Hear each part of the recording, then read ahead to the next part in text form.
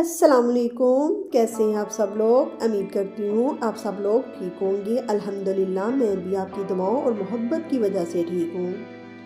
اور آج کا جو موضوع ہے نا میرا بہت ہی خاص ہے، بہت ہی خاص، کہ بہو کا انتخاب کیسے کرنا چاہیے۔ آج کے دور میں بہو کا انتخاب کرنا بہت ہی مشکل ہے۔ یہ ایک بہت ہی کھڑا سوال ہے کہ بہو کا انتخاب کیسے کریں۔ دیکھیں، جب بھی آپ بہو کا انتخاب کریں تو اپنے ذہن میں رکھیں کہ ہم صرف ایک لڑکی کا انتخاب نہیں کر رہے، بلکہ کہ دو خاندانوں کو آپس میں جوڑ رہے ہیں۔ یہ ایک ایسا رشتہ ہے جس میں محبت، برداشت، سمجھوتا اور ایک دوسرے کے احترام کی ضرورت ہے۔ دونوں کو ہی ایک دوسرے کو سمجھنے کی ضرورت ہوتی ہے، اس لیے بہو کا انتخاب سوچ سمجھ کر کریں۔ جو بہو کا انتخاب ہے نا وہ سوچ سمجھ کر، دل کے ساتھ اور دعا کے ساتھ کیا کریں۔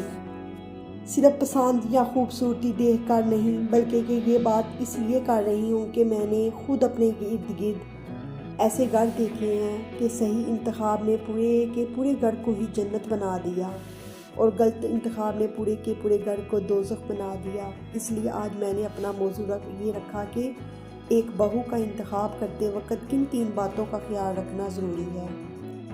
میرا دل چاہ رہا تھا کہ میں آپ کے ساتھ وہ باتیں شیئر کروں جو واقعی میں اہم ہیں، اور وہ 3 بنیادی باتیں میں آپ سے شیئر کرنے جا رہی ہوں۔ ان باتوں کو سمجھنے کے لیے آپ کو میری ویڈیو اینڈ تک دیکھنی ہوگی۔ میں آپ کو ایک بات بتاؤں کہ جیسے پہلے وقتوں میں جو تھی نا بہو، وہ اپنی ساس سے ڈرتی تھی، لیکن جو آج کا موجودہ دور ہے نا، اس دور میں ساس کو اپنی بہو سے ڈرنا پڑ رہا ہے۔ یہ الٹ ہو گیا بھئی سارا کچھ۔ چلیے اپنے ٹاپک کی طرف واپس آتے ہیں کہ بہو کو کن باتوں کا خیال رکھنا چاہیے۔ میری 3 بنیادی باتیں تھیں جو میں آپ سے شیئر کرنے جا رہی تھی۔ ان میں سے جو پہلی بات وہ یہ ہے کہ کردار اور تربیت، مطلب کہ اخلاق جو ہے نا وہ سب سے پہلی چیز ہے۔ بہت سے گھر اس لیے خراب ہو رہے ہیں کہ بہو کا کردار مضبوط نہیں ہوتا، کہ وہ بڑوں کی عزت نہیں کرتی، کہ اگر چھوٹی سی بھی بات ساس نے کہہ دی ہے تو اس پر وہ غلط رویہ اپناتی ہے اور لڑائی جھگڑا شروع کر دیتی ہے، جس سے پورے کے پورے گھر کا سکون برباد ہو جاتا ہے۔ اس لیے بہو لانے سے پہلے یہ دیکھیں کہ وہ اپنے گھر میں اپنے بڑوں، دادا دادی، ماں باپ، یا اس کے گھر میں کوئی چاچا چاچی یا پھپھا پھوپھی آتے ہیں یا ان کے ساتھ رہ رہے ہیں تو اس کا ان کے ساتھ بیہیویئر کیسا ہے، اس کے گھر کی تربیت کیسی ہے، بات کرنے کا طریقہ کیسا ہے، وہ نرم ہے یا تیز، مطلب اس کی بات کرنے کا طریقہ کیسا ہے۔ کیونکہ اگر لڑکی کی تربیت اچھی ہوگی تو وہ گھر کو جوڑے گی، توڑے گی نہیں۔ جو میرا تیسرا تھا نا بات، وہ ہے مزاج اور برداشت۔ گھر وہی آباد ہوتا ہے جس میں برداشت ہوتی ہے۔ میں اپنے خاندان اور اپنے ارد گرد دیکھتی ہوں کہ جو لڑکیاں ہیں آج کل کی، ان میں برداشت بالکل بھی ختم ہو گئی ہے۔